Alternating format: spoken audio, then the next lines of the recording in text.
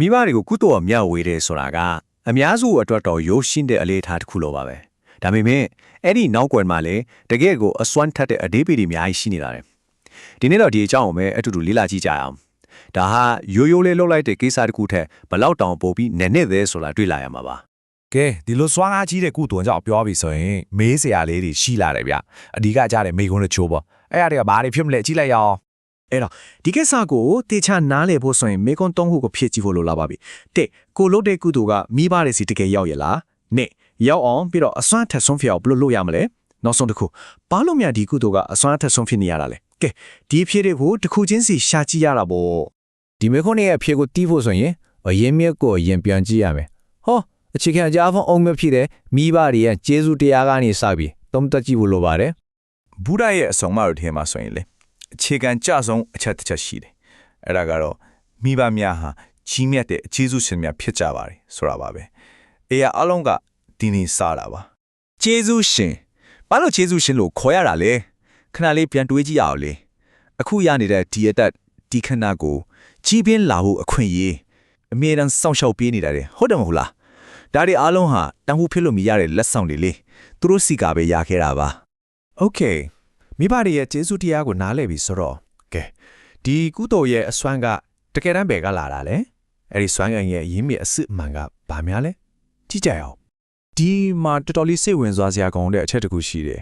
အများစုထင်တယ်လို့ကုသိုလ်ရဲ့စွမ်းအားကအခမ်းအနားကြီးကျယ်ကျယ်လုံးတာတွေလှူတာတန်းတာတွေပေါ်မှာပဲမူတည်များမဟုတ်ဘူးဗျာ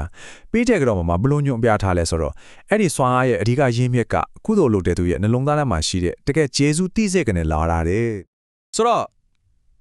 အဓိကအချက်ကရှင်းရှင်းလေးပဲကျေးဇူးသိစိတ်ကဘယ်လောက်နှချိုင်လဲ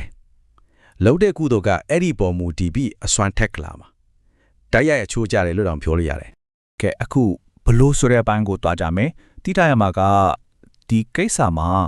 အပြင်ဖမ်းပင်စင်ထားတဲ့ထက်စိတ်ကိုစင်ကြယ်အောင်ထားဖို့ကပိုပြီးတော့အများကြီးအရေးကြီးပါတယ်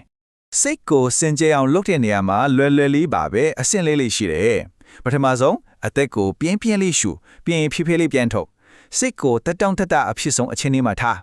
တခြားအပူပင်တွေအတွေးတွေအကုန်လုံးကိုခဏမေ့ထားလိုက်ပြီးတော့မှမိဘနှစ်ပါးအတွက်ပဲတီးတန့်ရည်စုတဲ့စင်ကြယ်တဲ့စေတနာစိတ်လေးကိုမွေးလိုက်ရုံပါပဲဘာလို့ဒီလိုလုပ်ရလဲဆိုတော့ဒါဟာကိုယ်နှလုံးသားထဲမှာတခြားဘာနဲ့မှမရောရဲမိဘတွေအတွက်မေတ္တာကုသိုလ်အတွက်တီးတဲ့နေရာလေးတစ်ခုဖန်တီးလိုက်တာပါပဲโอเคဂျေဇုတရားကိုလည်းနားလည်ပြီးစိတ်ကိုလည်းစင်ကြယ်အောင်ထားပြီးပြီကဲအဲ့ဒီနောက်မှာတော့ဘလို့အစွမ်းထက်တဲ့ຢာလက်တီရလာနိုင်မလဲကြည့်လိုက်ကြရအောင်ရှင်းရှင်းလင်းလင်းပဲပြောရရင်ဒါအဆုံးအမတွေကမိဘကိုရည်စူးပြီးလုပ်တဲ့ကုသိုလ်ဟာလေ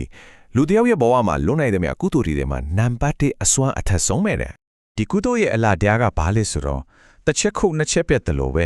အကျိုးကျေးဇူးကနှစ်ဖက်စလုံးရတယ်မိဘဒီဘက်ကကြည့်ရင်အမျှဝေလိုက်တဲ့ကုသိုလ်ရဲ့အကျိုးကိုအပြည့်အဝခံစားရတယ်ကုသိုလ်လုပ်တဲ့သူတက်ကြတော့လေမမြင်ရတဲ့အကာအကွယ်ဆွမ်းဝါးတစ်ခုကကိုယ့်ကိုယ်တော့ကိုမိသားစုကိုပါဝင်းရံဆောက်ရှုပ်ဖိနေတယ်လို့ပါပဲကဲဒီအကြောင်းအရာတွေအားလုံးကိုနားထောင်ပြီးတဲ့နောက်မှာတော့နောက်ဆုံးအနေနဲ့ကိုယ့်ကိုယ်ပြန်မေးကြည့်ရမယ့်မေးခွန်းလေးတစ်ခုရှိလာပါတယ်အဲ့ဒါကတော့ကိုယ်စီမှာရှိတဲ့ဒီကြည်ကျူးတရားရဲ့စွမ်းအားကကိုယ့်ဘဝရဲ့အရေးကြီးဆုံးလူတဲ့စီကိုတကယ်ပဲရောက်အောင်ပို့ပေးပြီးပြီလားဆိုတာပါပဲ